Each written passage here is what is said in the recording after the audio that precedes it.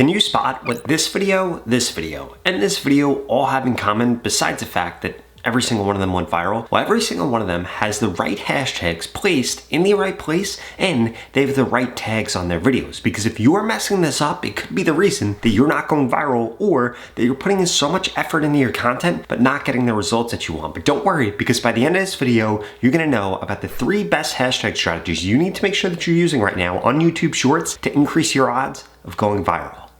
Strategy number 1 is going to be using 3 niche specific hashtags. Now, before I get into the rest of those strategies, and by the way, the last one that I share with you makes the most small accounts on YouTube go viral, I wanted to remind you that there are 3 different types of hashtags and you need to think about them all completely differently. The first type of a hashtag is going to be hashtag shorts. What does this do? It helps signal to YouTube that it's a hashtag short, and guess what? It also increases the odds that your video gets more views because there are literally billions of videos that have hashtag shorts on them. In fact, most shorts have this hashtag because in the beginning on YouTube, you actually had to put this hashtag in order for it to get classified as a short, but now you don't have to do that. But what did this do? It trained the YouTube algorithm to say, hey, people that interact with videos with this hashtags, we should show them more videos with this hashtag, which is why it's one of the most powerful hashtags to use in combination with 2 other types of hashtags. The other type of hashtag that's really good is going to be a niche specific hashtag. These are going to be things that's super specific to whatever you're posting about. For example, let's say that we were making a post about getting bigger biceps. Things like hashtag bicep or hashtag bicep workout would be a niche specific hashtag for that. And then the final type of hashtag are going to be broad hashtags. Now, if you've seen my content about Instagram or TikTok, broad hashtags are completely different on YouTube. On Instagram and TikTok, there are things like hashtag FYP, hashtag viral, but that's not the case on YouTube. Let's say again, we were uploading a video about biceps. A broad hashtag for that would be something like hashtag fitness or hashtag workout, where it's a lot more broad. It's not super specific about the title or the topic of the video, but it still signals to YouTube who should actually be interested. So to sum this up, we have hashtag short or hashtag shorts, we have broad hashtags, and then we have niche specific hashtags. And ideally, you should be using all 3 of these when you post hashtags on YouTube. Now, in addition to understanding what the different types of hashtags are on YouTube, you also need to understand where you should actually be placing these hashtags, and this is going to differ whether you're uploading long form content or YouTube Shorts. Let me explain. Okay, so where you actually put your hashtags really matters. If we come over here and we come into a YouTube short, you will notice that I am putting the hashtags at the end of the title. This is where your hashtags should go on shorts. Do not put them in the beginning of the title. Do not put them in the middle of the title. Do not put them in the description. Only put them at the end of your title. That is for YouTube Shorts in specific. Please don't go over 3 hashtags here. It's not going to help you right now. Now, if we come over to long form content, you're going to see you never put hashtags in the title of your long form content. The only place that you should put them is at the end of your description, and please do not put more than 3 hashtags on a long form video. YouTube literally says in their terms of service not to do that. So again, to recap, if you're uploading a short, your hashtags go at the end of your title. If you're uploading a long form video, your hashtags go at the end of your description and nowhere else. Now this brings me to hashtag strategy number 2, which is going to be 2 broad hashtags and hashtag shorts. Now before we get into the last and most important hashtag strategy that makes most small channels on YouTube go viral, I wanted to walk you through 3 different mistakes that I see so many small YouTube channels make, because you're making these mistakes when it comes to your hashtags and other things with your YouTube channel could be the reason you're not getting the reach that you want.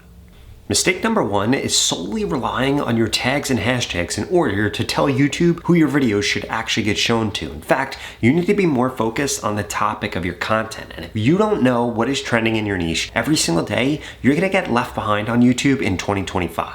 But lucky for you, there's actually a really easy way for you to be able to figure out exactly what's trending in your niche every single day, and that's using today's video sponsor, Metricool. Because honestly, Metricool's made this process effortless. You just open up YouTube, you scroll down to the competitors section, and boom, you can instantly find what all your competitors are posting about, so you can see what topics and what formats are trending in your niche for that day, and then you can insert yourself into the conversation. And this means that you're always going to know exactly what kind of content you should be creating and what topic you should be creating on. And here's the best part. If you click the pinned comment below, you could get 30 days free access to any of Metricool's premium plans with code Robert. And Metricool is not only about competitors. They also make it really easy for you to be able to track all of your analytics from one dashboard. This allows you to quickly figure out exactly what topics are getting you the most watch time so you know what to post about in order to get monetized quicker. It also allows you to figure out which topics have the highest RPM so you know what kind of content you should make to increase the amount of money that you make from YouTube ads. And then finally, it even shows you what type of content is getting you the most views. Some people struggle with whether or not they should be going live, they should be posting long form content, or posting on shorts, but Metricool makes it incredibly easy to be able to figure that out. And again, if you go to the pinned comment below, you can get started with Metricool today with 30 days free access to any of their premium plans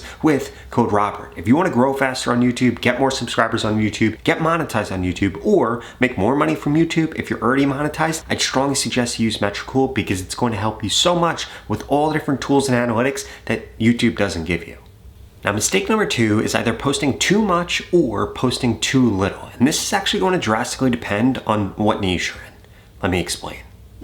Okay, so how frequently you post is going to totally depend on your niche. For example, if we come over to one of my clients right here, Mike the Credit Guy, and we click on his page, we will be able to see that on long form content, he posts like 4 times a week. We could see that he's posted 4 times this week. But if we come over to his shorts, he posts several different times. In fact, we could scroll back all the way to this video right here and click on it and come to the description and see it was posted 21 hours ago. So he's posting like 4 long form videos every week and like 10 shorts every single day. Now, I'm not necessarily recommending that you are doing this. What you should be doing is looking at your competitors, seeing how frequently they post, and then posting in that same cadence. Because essentially, every audience is going to have a different appetite for how many videos can actually be shown to them. If you talk about news, or you talk about TV shows, or you do reaction content, there's probably a bigger appetite within your niche to show your content to more people. But if you're in a niche that's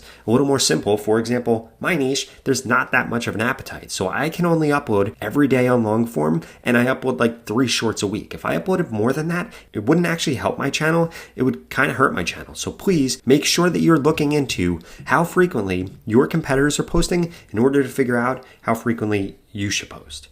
And the mistake number 3 is having the wrong tag set up either on your channel on YouTube or on your videos on YouTube.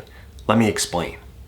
Now, the first type of tag that I want to talk about are going to be the tags that you're actually putting in your video content. Now, if you click into your video, you will see what these tags look like down here. They're right here. Now, essentially what you want to do is you want to make sure you could see that you could fill this up at a 500 characters right here. I'll zoom in so it's a little easier to see. You could fill it up at a 500 characters. You want to have at least 450 characters. And what you want to do is you want to make sure that these tags are things that people would search for in order to find your ideal video. And you need to make sure that you are going after long tail keywords. So if we come over here, this video is about change this one setting for more views. So if we scroll down, what are we going to see? YouTube Shorts, grow on YouTube, YouTube setting, how to get more views, YouTube algorithm, increase YouTube views, best YouTube settings. Basically, you just want to take a bunch of 3 to 7 word phrases and stuff them in here so that YouTube knows who to actually show this content to. Now, that's not the only place that you need to be putting tags. And by the way, that's the same exact process, whether you're uploading shorts, you're going live, or you're uploading videos. Next place you need to make sure that you're putting tags,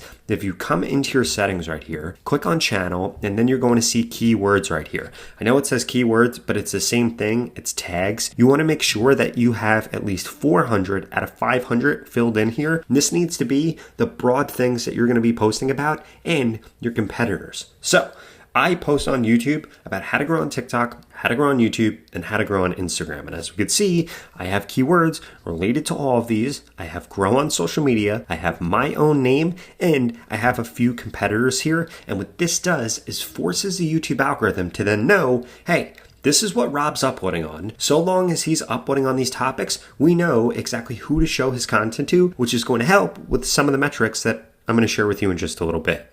Now this brings me to hashtag strategy number 3, which is going to be one broad hashtag, one niche specific hashtag, and then hashtag shorts. Now remember, using the right hashtags is incredibly important, but there's also 3 other things you need to make sure that you're doing, because you need to make sure that you have the right keywords in your titles, you need to make sure that you're posting at the right time, and one other thing. Okay, The first of those things that we need to cover is the time that you're posting. Now, luckily, YouTube actually tells you exactly when you should post. If you come into your YouTube studio, come over into analytics, and then you click on audience right here and you scroll down, this is going to show you exactly what days and what times your ideal audience is going to be online. So we could see most of my ideal audience on a Sunday comes online at 9, and then they stop kind of being online around 1. So I want to make sure that I post as close to 9 as humanly possible. Now, if we come to something like Friday, we'll see it's then 10, and then it ends around noon. So again, I'm going to want to post as closely to 10 as humanly possible. Now, if there are any days that actually don't show anything, like these days right here, I would just continue to go with these days. So clearly what I can see right here is that during the weekend, my ideal audience comes on at about 9 a.m. During the week, they come on about 10, which is exactly why I constantly try to post around these times on YouTube. Because here's the deal. It says right here, the publish time is not known to affect the long-term performance of a video, but it definitely affects the short-term performance of a video. So if you're posting content not getting the views that you want, it could be because you're posting at times when your ideal audience just isn't online. Now, in addition to that, you need to make sure that you're posting content that's actually the right length. So the way that you're going to check this, you're going to come over into analytics, you're going to click on trends right here, and then you're going to type in whatever you're making content about. For example, this video is about YouTube hashtags, so I'm going to type in YouTube hashtags right here, and then we'll see that this is very high interest for my viewers. You need to make sure that it says that. Now, what else you need to do is come into show all, click on videos if you're uploading a long form video. If you're uploading a short, you can do this with shorts, but basically you want to come over here and see how long all these videos are. So I can see under here that the best videos are anywhere from 7 minutes and 30 seconds to 11 minutes and 30 seconds. So I'm going to want to make my video at the upper range of that, which is going to increase the odds that I actually get enough watch time in order to get YouTube to push out my videos. Now, if we were doing shorts, you're going to want to do the same thing. We could see that most of these videos are anywhere from 20 to 34 seconds long. So what would I do? I would try to make content that is anywhere from 20 to 34 seconds long. Now, this is kind of weird. This shows me right here, but it looks like somebody stole my content, so I think I'm going to have to go after that person. Now, the last thing that you need to make sure that you're doing correctly is hitting the right metrics. If we come over to shorts, I want to prove this out to you. If we look at this video right here, published just 11 days ago, already over 30,000 views. If we come into the analytics, I can show you why. Stay to watch. This needs to be over 80%, and then average view duration needs to hit the right metric. If your video is less than 30 seconds long, this number needs to be higher than the length of your video. But if your video is greater than 31 seconds long, it only needs to be 80%. So my video is 41 seconds right here. So we're going to pull up our handy dandy calculator, and we're going to come over here. We're going to type in 41 seconds, and then we're going to do times 0.8. So we needed at least 33 seconds of average view duration in order for this video to take off. Now, I hit both of those things, and that's exactly why this video is taking off. It's getting around 2,600 views every day. So this video is going to gain about 60,000 views every single month simply by me creating this post and getting enough stay to watch and getting enough average view duration. Now, if you want one-on-one help in order to grow faster on YouTube, I strongly suggest you check out this video right here. It walks you through the 3 different ways that we can work together one-on-one, and I can guarantee you get more subscribers on YouTube. If that sounds interesting, I'll see you over there.